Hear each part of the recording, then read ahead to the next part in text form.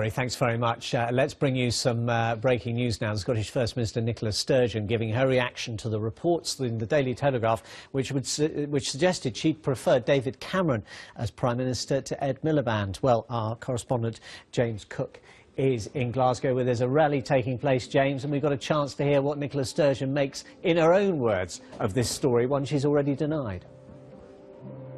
Yes, thanks very much indeed. Yeah, just to explain where we are, this is a rally campaigning against the renewal of the Trident nuclear weapons system and indeed the existence of the Trident nuclear weapons system.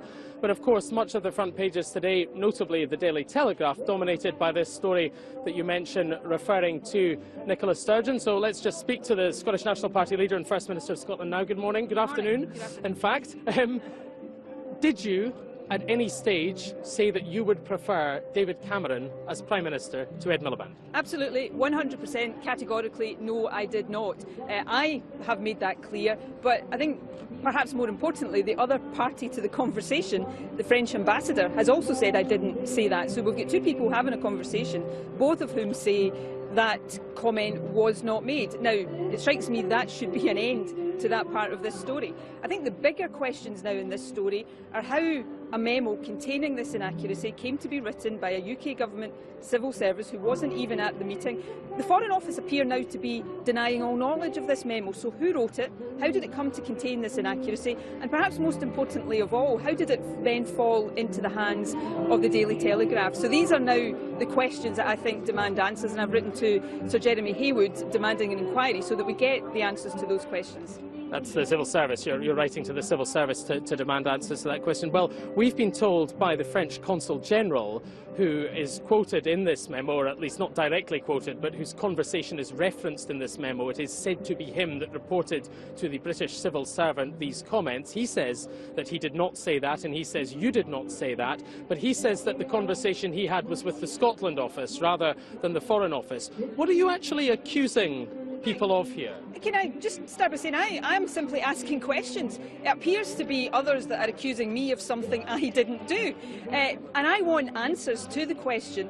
If it's the case, as it is, that I'm saying these comments weren't made, the French ambassador, who I was talking to, says these comments weren't made, the French Consul General, who is reported to have said I said these things, said he didn't say that, then the question of whether or not I said this should actually be put to one side. That's been comprehensively dealt with.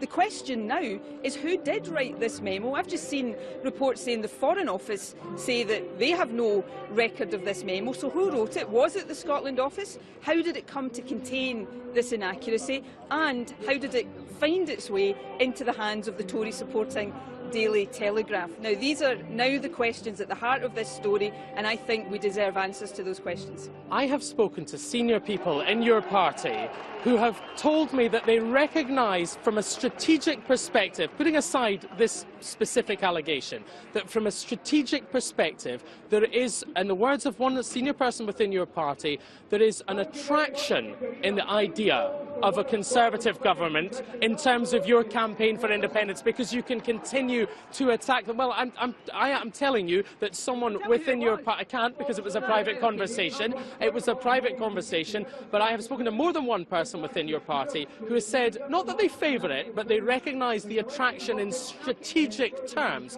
You must understand that logic. I mean, you've spent 5 years saying that Scotland should be independent because of the Tories. Is there not a certain attraction for you in continuing to campaign on that basis after the election? OK, just for the record, let me make clear that you're asking me to comment on comments where you won't tell me who said these comments, but I'm expected to somehow, believe that those comments have been made. There is no attraction to me whatsoever of a Tory government. I joined the SNP at 16 years of age because of my disgust at the Thatcher-led Tory government. I've spent my entire political career campaigning against Tory governments, and I've said in this election that if there are more anti-Tory MPs in the House of Commons than Tory MPs, then SNP MPs will vote to stop a Tory government even getting off the ground.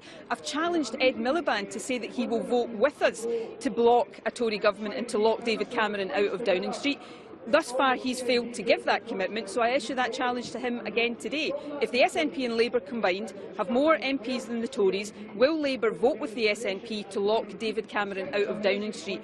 I'm giving that commitment. Why won't Ed Miliband? I gather you need to go on stage. I'm being told you need to go on stage. But just finally, are you suggesting that there is a conspiracy by the British state here to smear you? But I'm asking questions. You know, we have a story on the front page of a couple of Tory supporting newspapers this morning saying that I said something in a conversation. I've said I didn't see it. The person I was talking to has said I didn't see it. So, you know, that shouldn't even be an issue anymore. I'm simply asking the question, how did this memo that was supposedly written by somebody within the UK civil service, how did it come to be written with this inaccuracy and find its way into the hands of the Daily Telegraph? Strikes me the questions should no longer be getting posed to me around this story. The questions should be getting posed to the UK government. That's why I'm writing to Sir Jeremy Haywood asking for an inquiry. You know, I took part in the leaders' debate on Thursday night, and I made very clear in that debate that this election is an opportunity to change the Westminster system because it's out of touch, it's remote, and it doesn't serve the needs of people across Scotland and the rest of the UK. I made the case that the election is an opportunity for ordinary people across the UK to make the Westminster system better reflect their priorities. Perhaps this morning is a sign that the Westminster establishment doesn't like that message and they're beginning to panic about that message. That's why I'm even more determined to keep taking that message to the streets and the communities of Scotland over the remainder of this campaign. Thank you. I think they may be about to introduce you. Thank you very much indeed. The First Minister and leader of the Scottish National Party, Nicola Sturgeon.